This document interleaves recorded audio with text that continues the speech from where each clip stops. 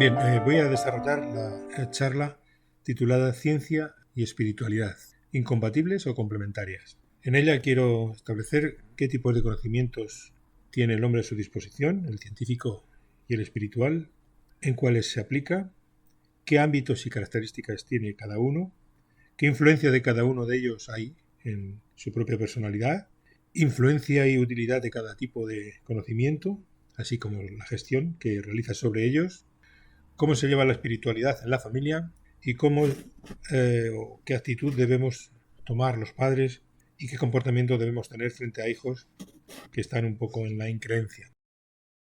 La palabra gnosis es un sustantivo griego que significa conocimiento. En su sentido más amplio también significa conciencia. En el conocimiento científico podemos distinguir entre el conocimiento académico, el de los grandes descubrimientos, que es accesible a unos pocos, y el doméstico, el de lo sencillo, el que aprendemos en casa, en familia, y que nos ayuda a conocer y relacionar todo lo que nos rodea. Para simplificar en adelante, a ambos los llamaré globalmente conocimiento científico o ciencia empírica. Es frecuente confundir ciencia con tecnología y no es lo mismo. De una forma abreviada podemos decir que la tecnología es la ciencia llevada a la práctica. En la acepción de conciencia, en cambio, el hombre opera de otra manera. Es el conocimiento de lo que el ojo no vio y el oído no oyó, como nos dice San Pablo. Este conocimiento interior que no nos llega por los sentidos, pero que conforma el mundo interior del hombre, su ética, su religión y su conducta social, lo que le lleva a obrar de una manera o de otra, etc. De ahí la expresión obrar en conciencia, es decir, obrar según su formación interior. Por tanto, en mi opinión hay dos tipos de conocimientos. El de las cosas materiales relativas al universo y la naturaleza, que conocemos de forma general como ciencia, y así lo seguiremos llamando de ahora en adelante, y el espiritual, que tiene un ámbito distinto, que se aplican ambos de forma diferente, pero que ambos enriquecen y ennoblecen al hombre. Veamos lo que quiero decir cuando hablo de características y ámbitos de aplicación diferentes. Para nosotros los cristianos, la espiritualidad consiste en interiorizar las enseñanzas de Jesús. Jesús nos mostró con su ejemplo de vida la conducta que debemos tener todos sus seguidores y la forma de relacionarnos con Dios nuestro Padre. Pero de todas las virtudes que Jesús nos mandó practicar, la que más confrontaciones recibe por los avances científicos es la fe. Ambos tipos de conocimiento son un ejercicio intelectual y no son excluyentes, sino ni siquiera incompatibles, sino que conjuntamente enriquecen al hombre y lo elevan en categoría. Algunos se empecinan en calificarlos de incompatibles, pero en mi opinión deben cultivarse ambos y los dos constituyen una riqueza interior del hombre.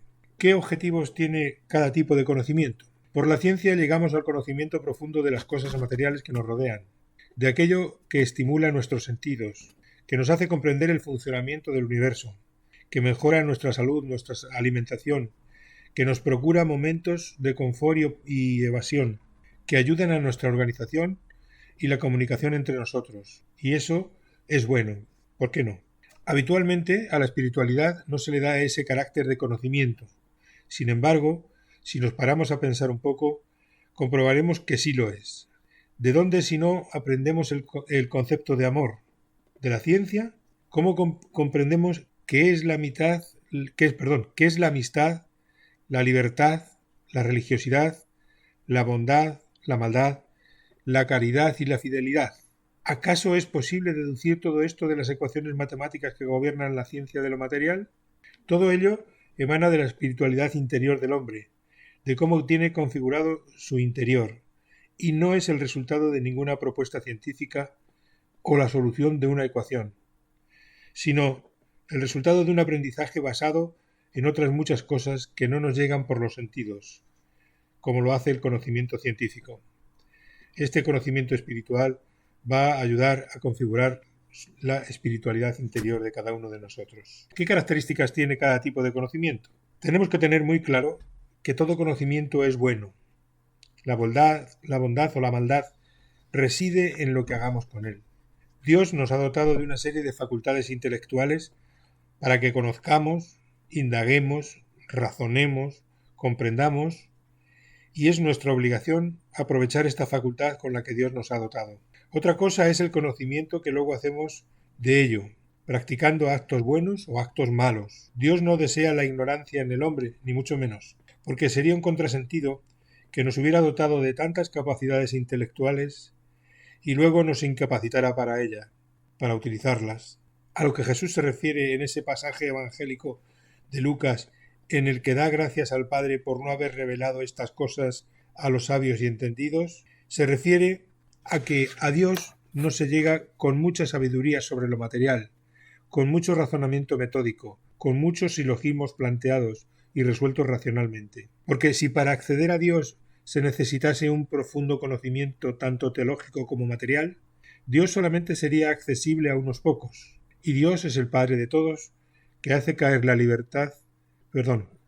lluvia, como dice el texto evangélico, sobre buenos y malos, de la misma manera que puede y debe ser conocido por todos, que es accesible a todos mediante la oración. Si para adquirir conocimientos científicos utilizamos el método científico, para enriquecer y fortalecer nuestro mundo interior tenemos dos herramientas, la oración y llevar una vida cristiana ejemplar. Con el primero, por la oración, enriquecemos nuestro cuerpo y nuestra mente. Con el segundo, nuestra espiritualidad.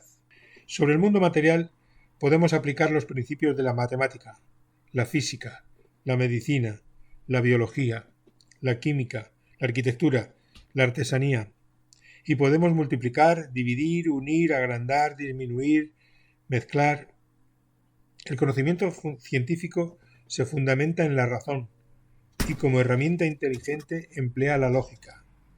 Se sustenta en la experimentación y tiene como herramienta de trabajo el método científico, para extraer así correlaciones y conclusiones que culminarán en una ley científica. Es un mito que la ciencia está siempre con la verdad, porque todo lo que maneja está demostrado. No es así. La ciencia ha cometido errores a lo largo de la historia, y muchos, y algunos han permanecido durante muchos siglos. Aquí aparecen algunos que son conocidos y que tardaron muchos siglos en corregirse. La visión, los 4 elementos, por los que Heráclito establecía o justificaba que estaba hecha toda la materia, la teoría de los 4 humores de Hipócrates en la medicina, las infecciones que se atribuían al miasma y posteriormente se averiguó que eran consecuencia de los microorganismos, la herencia genética, que tardó mucho en saberse en qué consistía, la teoría del flogisto, el origen de las rocas, la gravedad, el atomismo, la naturaleza de la luz, etc. Y muchísimos otros más que no se refieren aquí. Debido a los esquemas mentales que tenemos estructurados en nuestro cerebro, debido a motivos personales, culturales, sociales y hasta ambientales, lo que calificamos como demostrado nos llega más profundo que de lo que tenemos certeza. En el mundo espiritual, donde todo es muy distinto, en la espiritualidad no cabe la ponderación. No es posible medir ni comparar, cubicar, encerrar, asir nada, y no tienen rigor las comparaciones. Yo no puedo decir que tengo más bondad que tú, que mi fe es más grande que la tuya, ni que mi espiritualidad es mejor o es la mitad o el doble que la de otro. Tan solo podemos apreciar con seguridad lo que nos sucede dentro de nosotros mismos. Por ejemplo, que nuestra fe se acrecienta o desaparece, que somos fieles o no al Evangelio, que no practicamos la caridad, que no oramos, pero no es posible racionalizar y cuantificar las cosas como en el mundo material. El conocimiento espiritual se fundamenta en la fe. Tiene como instrumento inteligente la certeza. No emplea el método científico para sus conclusiones. Se basa en el amor y en el perdón y viene avalado por los santos, que nos han precedido y que fueron personas que llevaron una vida espiritual ejemplar. Permítanme que les recuerde una escena de la película El tormento y el éxtasis, en la que Miguel Ángel, mientras pinta la Capilla Sixtina, le comenta al Papa que la Iglesia poseía muchos tesoros y riquezas, y el Papa Sixto IV le responde que la riqueza de la Iglesia no está en los cuadros, las esculturas, los tapices de los museos y templos que posee, sino en los santos. Ese es el verdadero tesoro de la Iglesia. El comportamiento de los santos, su vida ejemplar, su entrega a los demás, incluso su valor que en muchos casos les llevó a entregar su propia vida por dar testimonio de sus creencias, son un aval tan extraordinario que nos tenía que llenar de emoción y orgullo pensar que, en muchos casos, entregaron lo más valioso que tenían, su vida, para dar testimonio. Esta es otra característica que diferencia ambos conocimientos, el espiritual y el científico. Y lanzo una pregunta al aire sin esperar respuesta, aunque la imagino. ¿Alguien estaría dispuesto a entregar su vida por dar testimonio de una teoría o de un conocimiento científico? Otra característica que los diferencia, la fuerza que infunde cada uno a quien posee este conocimiento. La ciencia, con sus avances espectaculares, nos proporciona tal cantidad de información, buena o mala, tal cantidad de opciones de pensamiento, de descubrimientos, de propuestas de confort, que nos sitúa en un estado que nos aturde y adormece, y nos incapacita para el asombro. El hombre actual ha perdido la capacidad de asombro y concede a la ciencia y a la tecnología tantas potencialidades que cualquier cosa que se le propone como un avance científico es bienvenida y es aceptada sin más, a pie juntilla. Todo lo etiquetado como probado científicamente, que en muchos casos no es cierto, tiene un valor de credibilidad añadido, y eso lo saben bien los comerciales, que siempre que pueden etiquetan así sus productos. Pagamos poco por indagar la autenticidad de lo científico, y pagando poco, tan poquísimo precio, lo asumimos rápidamente. Aceptar el conocimiento científico es algo cómodo, nada turbador intelectualmente, poco inquietante. Se conoce, se acepta o se rechaza y basta. El mundo espiritual, en cambio, exige un esfuerzo mayor, exige implicación. La espiritualidad del hombre nace desde dentro y tiene que trabajarla permanentemente. Exige esfuerzo, entrega y constancia. Sin duda, nos cuesta la aceptación de algo mucho más de lo que viene de la ciencia empírica, donde ya se nos da todo hecho. Por eso, mantener la espiritualidad siempre viva, fresca, requiere una actitud vigilante, permanente, pues de lo contrario es fácil caer en el cansancio, la comodidad, el desinterés y finalmente en el abandono. La administración de ambos conocimientos, su gestión, hace de ellos el hombre va a ser decisiva para su vida. Ha habido muchos teólogos y pensadores que han desarrollado la relación entre la fe y la razón. Solamente referiré la de San Agustín, que sirve a mis propósitos. La fe y la razón son complementarias, pero está en el propio hombre, mujer, gestionarlos correctamente. Aquí les muestro algún pensamiento de personas relevantes y creyentes que van en la línea de lo que estoy diciendo. Algunos pueden parecer contradictorios, como el de San Agustín y el de San Anselmo. El más escueto, el de Benedicto XVI, se expresa con un decidido creo, y como él dice, sin necesitar de ningún lema que avale esta afirmación. Lo expresa así tras el conocimiento profundo de Jesús, porque el que ha conocido a Jesús, el que se ha encontrado con él como San Pablo, ya no puede quedar indiferente ante las cuestiones de fe. Vamos a ver a continuación cómo vive el hombre actual, su espiritualidad y cómo se vive en la familia. Cuando el hombre quiere quedar impresionado, mira hacia el universo. Cuando quiere interiorizar, cierra la puerta de su habitación y ora a su Padre que está en lo escondido. Pero yo me pregunto, ¿acaso no es posible admirar la grandeza de Dios, de toda su creación, observando, conociendo y disfrutando del universo hasta en sus más pequeñas partes? Es decir, aplicando el conocimiento científico, la tecnología y la experimentación de las cosas que nos llegan a través de los sentidos. ¿Y no es posible a continuación entrar en la habitación y darle gracias a Dios por todo lo que te rodea, por todo lo que te ha ofrecido, por la grandeza del universo, por la maravilla de la vida, por todo lo que te ha dado? Yo considero que sí, pero debemos hacer un análisis correcto de lo que nos proporciona cada conocimiento. Veamos qué importancia tiene cada uno de estos conocimientos que recibimos en nuestra cotidianidad. Los hombres concedemos gran importancia a aquello que es imprescindible para nosotros y aquello que utilizamos con frecuencia. Aunque la gente joven diría el móvil y la televisión son una prueba de ello. Preguntémonos qué es más importante para el hombre sencillo, el conocimiento científico o el conocimiento espiritual.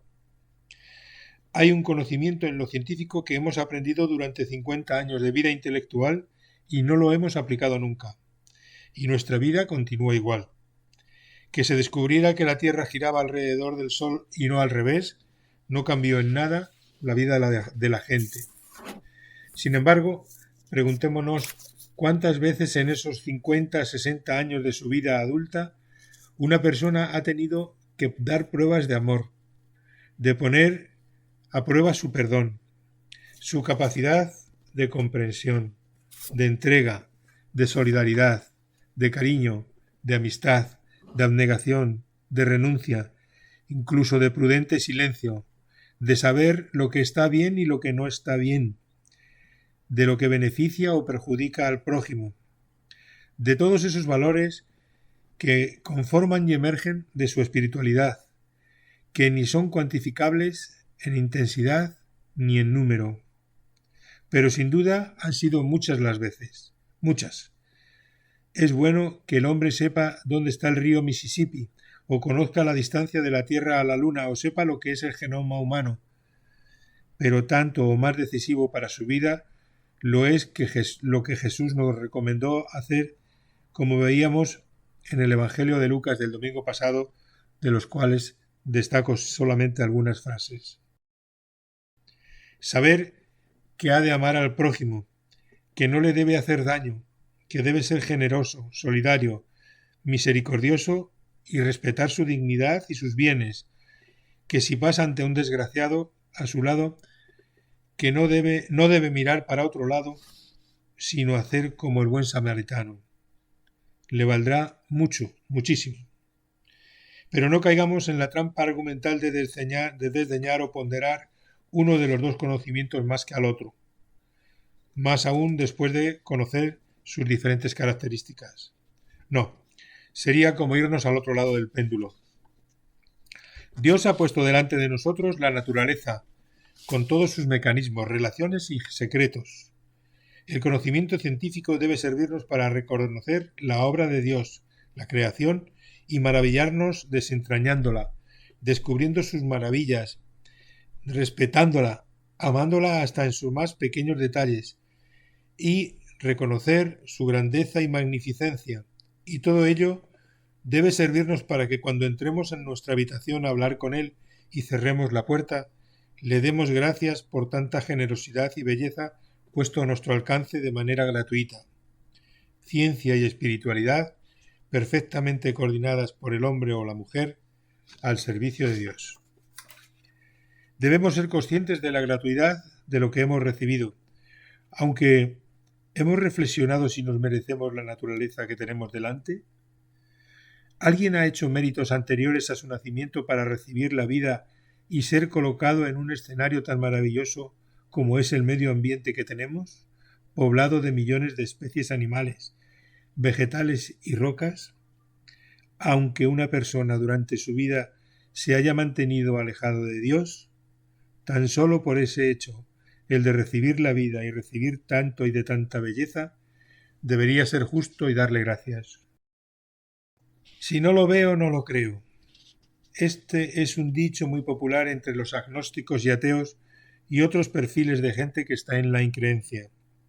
Y lo citan muy ufanos sin caer en la cuenta del contrasentido que contiene una manifestación así. Si alguien ha de ver algo para creerlo, si Dios ha de manifestárseles de una forma tangible para tener conciencia de Él, ya no tiene sentido la fe. Estaríamos en el plano de la evidencia, de la demostración de lo científico. Además, por los sentidos solo percibimos aquello que tiene una proyección material y no siempre es todo. No percibimos las microondas, los ultrasonidos, lo microscópico, la fuerza de la gravedad, ni podemos oler aquello que está por debajo de nuestro umbral de percepción de olores, y no tenemos ninguna reserva para aceptarlo como veraz. Aquí proyecto algunos pensamientos de Benedicto XVI y Thilao de Chardin, tan clarificadores que no necesitan comentario alguno. En mi caso personal, de científico y creyente, creo que nunca me ha supuesto un problema de fe conocer los avances de la ciencia. Muy al contrario, me han acercado más a Dios. Y asomarme al conocimiento del universo sideral o del universo personal, que es el mismo hombre y todos los seres vivos, es quedarse tan absorto por la maravilla de los procesos y mecanismos concertados y conectados que van sucediendo con tal precisión y orden que no me cabe en la cabeza que no sea Dios quien los ha creado y dirige, sino el azar ambiental, como defienden algunos. Voy a valerme de un ejemplo muy común en la astronomía que puede aclarar esta idea de la apreciación de cosas distintas según qué tipo de conocimientos y herramientas empleemos. Para observar las galaxias y las constelaciones, los astrónomos emplean 3 tipos de telescopios. Uno de rayos X, otro de infrarrojos y otro de luz visible. Pues bien, con cada uno de ellos ven estrellas diferentes al observar la misma galaxia. Hay estrellas que no ven con el telescopio que están mirando y que sí las verían con uno de los otros 2 telescopios. Pero a pesar de no verlas, tienen la certeza de que están ahí, aunque no les sea visible su presencia. No las están viendo en ese momento, pero saben que están ahí. Tienen una certeza absoluta de que siguen allí. Estas son 3 imágenes de la constelación Casiopea, vista con 3 telescopios distintos. Son imágenes de la misma cosa, de la misma zona del espacio, pero nos parecen diferentes. Sin la información adecuada, nos hubieran parecido constelaciones distintas. Sin embargo, si un experto nos las explica adecuadamente, seguramente con gran sorpresa por nuestra parte, aceptaríamos maravillados que son la misma cosa.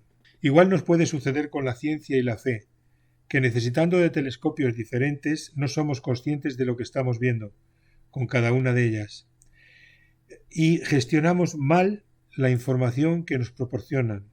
Como los astrónomos, podemos cambiar de telescopio y podemos observar la naturaleza y toda su fenomenología con el telescopio de lo material y luego admirar la grandeza de Dios en todas y cada una de las partes de la creación y observarlo todo con otro telescopio más auxiliar, el de la fe, y reconocer la presencia de Dios en toda la creación y tener la certeza de que nada sucede si no es por intervención divina, y disfrutar y sentir la providencia, eso que los viejos catecismos definían como el sentido amoroso con el que Dios ha creado y cuida a las cosas, especialmente a los hombres. El hombre necesita del ejercicio de la fe, y es una necesidad vital. Acepta más cosas de las que ve, y en ocasiones no es consciente de ello. Acepta sin conocer las ondas electromagnéticas, justifica prodigios y acciones mágicas absurdas, defiende mitos o sobrevalora la acción de algunos bebedizos que no sabe de qué se componen. Miren esta frase que considero acertadísima de Monseñor Bueno Monreal. Lo triste de dejar de creer en Dios es que empezamos a creer en otra cosa. El ejercicio de la fe forma parte de la esencia de todos los hombres y mujeres. ¿Por qué entonces esa resistencia de algunos a creer en Dios? En mi opinión, como he dicho antes, no se debe a otra cosa que a una mala gestión intelectual de lo que conoce.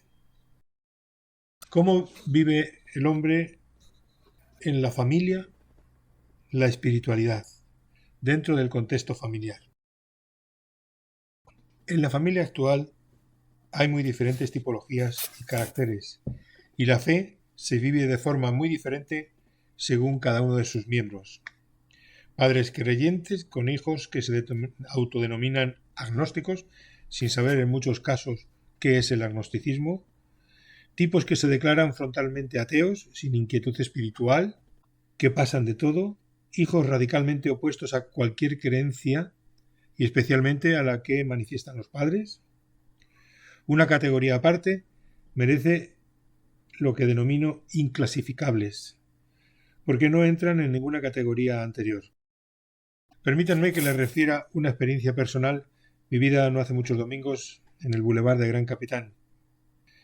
Me detuve un momento en el paseo y a mi lado había dos personas que hablaban de la religión, tan alto que yo, sin querer, los podía escuchar. Uno de ellos decía al otro: yo es que no me lo explico. En lugar de enseñarles a respetar a la gente, a ayudarles a no meterse con nadie, a ser justos, libres y solidarios, les enseñan una cantidad de cosas que vamos. Y ahí está mi mujer, metiendo al niño y a la niña poco a poco, que si comunión, que si catequesis, que si charlas, que si misa, que si los curas. Y el día que yo tome las riendas, mis hijos no vuelven a pisar la iglesia porque a mí no me da la gana. Yo jamás he pisado una iglesia y aquí me tiene usted. Soy buena gente y respeto la libertad de cada uno. Todo un tratado de despropósitos, como ven, en el hombre, y una actitud admirable, la de la esposa.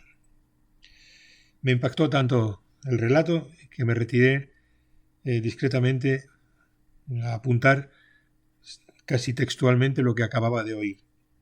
Bien, también este tipo de gente hay en la familia.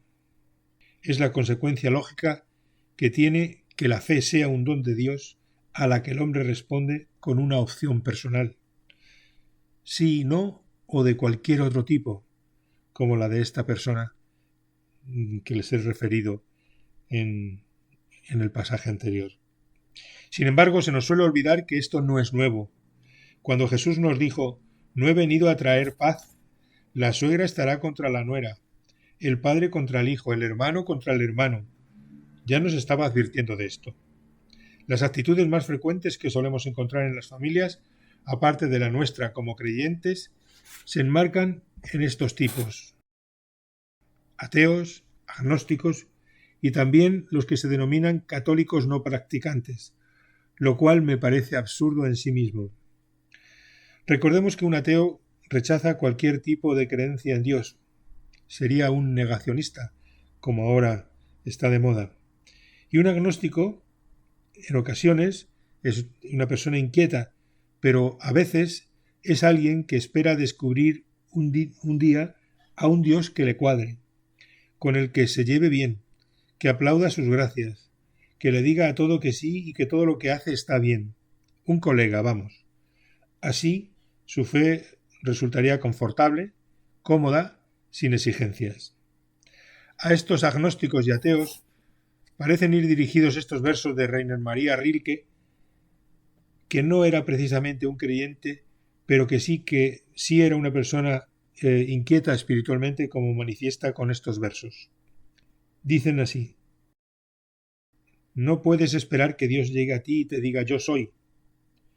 Un Dios que declara así su poder carece de sentido. Tienes que saber que Dios sopla a través de ti desde el comienzo, y si tu pecho arde y nada denotas, entonces es que Dios está obrando en él. A Dios hay que buscarlo a través de muchas maneras, pero nunca desde la quietud y la pasividad. En todo caso, son posturas respetables, aunque como creyente no las comparto, ni las entiendo. La fe no es de todos, como nos dice San Pablo. Alguien ha escrito que algunos tienen más miedo de que Dios exista que de que Dios no exista. La razón está en que admitir la existencia de Dios lleva a compromiso, a aceptar una responsabilidad. Hay que cumplir sus mandatos, hacer una vida evangélica y orar. Y las oraciones que son escuchadas comprometen. Y de una forma general, el hombre actual no acepta fácilmente el compromiso, ni en el ámbito de la fe, ni en otros muchos ámbitos. Pero es sorprendente que ni los ateos ni los agnósticos ahonden en su convicción de ateo o agnóstico para hacer así más firme su incredulidad. No, se instalan en un nihilismo adormecedor, en la nada, y desde allí se dicen, nada es nada. Entonces, ¿para qué cambiar nada? En cambio, los cristianos vivimos nuestra fe día a día, esforzándonos, imitando a Jesús, orando y llevando una vida evangélica. La fe cuesta. Para acabar este punto, lanzo una pregunta que nos hacemos todos los que tenemos hijos con alguna actitud semejante a las que he referido. Nos agobiamos y nos sale la pregunta, ¿qué podemos hacer nosotros los padres? Personalmente pienso que no es recomendable forzar una creencia y debemos confiar y dejar que actúe el Espíritu Santo sobre nuestros hijos y familiares, sobre todos aquellos que no son de nuestra comunión y que se encuentran alejados del Evangelio.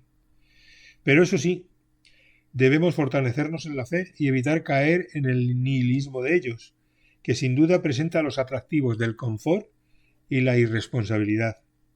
En palabras del escritor Rod Dreher, la fe confortable es una mentira. Hagámonos fuertes, recordando las palabras de Jesús, y construyamos nuestra fe y religiosidad sobre roca, de modo que nada las derribe. A nadie se le escapa el cambio importante de influencias que se ha producido generacionalmente. Nuestros padres y abuelos influían notablemente en la conducta de los hijos. Ahora, en muchos casos, son los hijos y adolescentes los que marcan las pautas de la ética, la religiosidad, el pensamiento, la economía, las costumbres, las virtudes que se dan en una familia. Nuestro mundo interior como cristianos debe estar enriquecido y fortalecido mediante dos actividades, la oración y la vida cristiana. No es posible la una sin la otra. Los cristianos encontramos en la oración la fortaleza necesaria para desarrollar una vida evangélica como Jesús nos mandó. Son muchas las horas de oración diaria que hacían los santos. Si no practicamos ambas, podemos quedar desenmascarados de alguna de estas maneras. Si tan solo oramos, podemos ser acusados de mucha beatería pero poca acción. Pero si llevamos una vida evangélica activa tan solo, pueden decir de nosotros que eso también lo hacen algunas ONG. Y muy bien, por cierto. El Papa Francisco nos dice: la Iglesia pide a cada uno de nosotros ser coherente con el don de la fe y dar un testimonio cristiano. Esto es un cristiano. Para nosotros, la oración es una relación de amistad con Dios, un momento de alabanza e intimidad con Él, que nos fortalece. A los cristianos la oración nos distingue de otros grupos de acción social y de las ONGs. Sobre la espiritualidad que debemos tener los cristianos, el Papa Francisco nos sigue diciendo: el reino de Dios es silencioso y humilde, crece desde dentro y se hace grande por el poder del Espíritu Santo. Y a nosotros nos toca hacerlo crecer, cuidarlo silenciosamente con la oración, la adoración y el servicio de la caridad. Luego, enriquecidos y fortalecidos por la oración, debemos proyectar este reino de Dios, esta espiritualidad en forma de vida cristiana ejemplar, plena de caridad y misericordia, silenciosa y constante. Este sería el telescopio de nuestra espiritualidad, con el que vemos los cristianos y hacemos las cosas que Jesús nos mandó. No soy ningún experto en teología ni psicología, ni en muchas otras áreas de conocimiento, y solo me avala mi experiencia personal y la de mi esposa como padres para decir lo que voy a decir. Nosotros debemos continuar firmes en nuestra fe, sin complejos por decir a qué cultos asistimos y hablar de ello con naturalidad, recreándonos en lo oído y vivido antes, pero delante de ellos, sin tapujos, sin forzar el diálogo tampoco. Si quieren preguntar, que lo hagan, pero si no es así, no pasa nada. Hagamos de ello un valor de la diversidad, pues así mostramos nuestro respeto por el que piensa, habla, reza o cree de otra manera. Luego defendamos la labor que hacen los sacerdotes y mucha más gente en las parroquias y muchos seglares en grupos de acción cristiana. Oí no hace mucho que la fe nace en la familia, pero se refuerza en los templos, y creo que es verdad. En cierta ocasión le preguntaban a Benedicto XVI ¿cuántos caminos hay para llegar a Dios? Y él respondía: tantos como hombres, lo que apunta a que es el propio hombre el que traza su propia ruta para llegar a Dios, y no hay un modelo único para sus experiencias personales, porque sus experiencias personales van a ser diferentes para cada uno de nosotros. Ayuda mucho a decidir sobre lo correcto, preguntarse en momentos de tribulaciones y vicisitudes, ¿qué haría Jesús en mi lugar?, como recomienda el padre Ignacio Larrañaga. Durante este tiempo que vivimos inquietos por nuestros hijos, la esperanza es la virtud que debe llenar nuestros corazones de padres expectantes. Tomemos el ejemplo de Santa Mónica, que con sus oraciones y su vida ejemplar nunca perdió la esperanza de que su hijo San Agustín se convirtiera al cristianismo, y así fue. No nos dejemos llevar por un falso coleguismo para acercarnos a ellos, porque al final acaban descubriendo esa actitud y quedan decepcionados. Somos padres y no amigos, somos formadores y no compañeros de aventuras. Nuestra conducta puede agradarles o no, pero es consecuencia de nuestra fe, que no debemos cambiar, porque es el soporte principal de nuestra espiritualidad. Oremos por ellos, protejámoslos y hagamos como el sembrador. Sembremos, no dejemos nunca de sembrar la semilla de la oración y de la conducta evangélica. Y tengamos fuerza para proclamar que somos amigos de Jesús y de su Iglesia, que encabeza el Papa Francisco. Y cuando la ataquen, mantengamos la serenidad y no contraataquemos si nuestras palabras no vienen del Espíritu Santo. Tengamos paciencia, que Él actuará cuando lo crea conveniente. Hagámoslo con la discreción de un imán, atraigámoslos sin forzar, sin que perciban la fuerza que les acerca, pues la conversión requiere de una disposición voluntaria a dejarse llevar. Seamos imanes, no arietes que empujan. En mi opinión, esta es una pedagogía más eficaz. Y no perdamos nunca la esperanza. No debemos olvidar que Jesús mismo padeció una situación semejante a esta que ahora vemos en nosotros y nuestros hijos. Jesús habló a muchísima gente con palabras maravillosas, con promesas de vida eterna, y llevó una vida ejemplar, y no todos le siguieron. No convenció a todos los que le escuchaban. Es cierto que un grupo vio en él palabras de vida eterna, pero otros pasaron del tema. Incluso algunos discípulos, tras un tiempo de estar con él, lo abandonaron. Hubo muchas mujeres anónimas que le siguieron, y seguro que al llegar a sus casas hacían una labor de enseñanza de lo que habían visto, como suelen hacer todas las madres. También hubo Nicodemos y José de Arimatea y la esposa de Pilatos, personajes que seguían a Jesús secretamente y más tarde fueron atraídos por el Evangelio. Y hoy en día, afortunadamente, hay mujeres como la esposa del personaje que conocí en el Boulevard del Gran Capitán, valientes y que siguen sembrando su fe en la familia, resistiendo vendavales enormes en contra. Para finalizar, y a propósito de la proximidad del 28 de febrero, Día de Andalucía, propongo esta estrofa para un pequeño comentario. ¿Han visto ustedes qué mensaje tan bonito tiene incluido el himno de Andalucía en su letra? Dice así: los andaluces queremos volver a ser lo que fuimos, hombres de luz que a otros hombres alma de hombres les dimos. Bonito, ¿no? Esta estrofa parece hecha para nosotros, los cristianos, aunque dudo que Blas Infante, el autor de la letra, lo hiciera con esa intención. Seamos hombres de luz, la que nos da el Evangelio, y llevémosla a otros hombres de las periferias, como diría el Papa Francisco, para que ilumine igualmente su alma. Y en casa dejemos siempre abierto el telescopio de nuestra espiritualidad, como padres, por si algún día alguno de nuestros hijos agnósticos, ateos o simplemente desorientados, distraídamente, como por curiosidad o llevados por el Espíritu Santo, se acerca a él y mira, y descubre ese maravilloso mundo de espiritualidad que ha provocado Jesús en nosotros, que nos hace tan felices y que nos enriquece y complementa y ayuda a entender ese otro mundo maravilloso, material, que Dios ha puesto a nuestra disposición para que los hombres y mujeres lo administremos adecuadamente. Si así sucediera, solo nos queda dar gracias a Dios.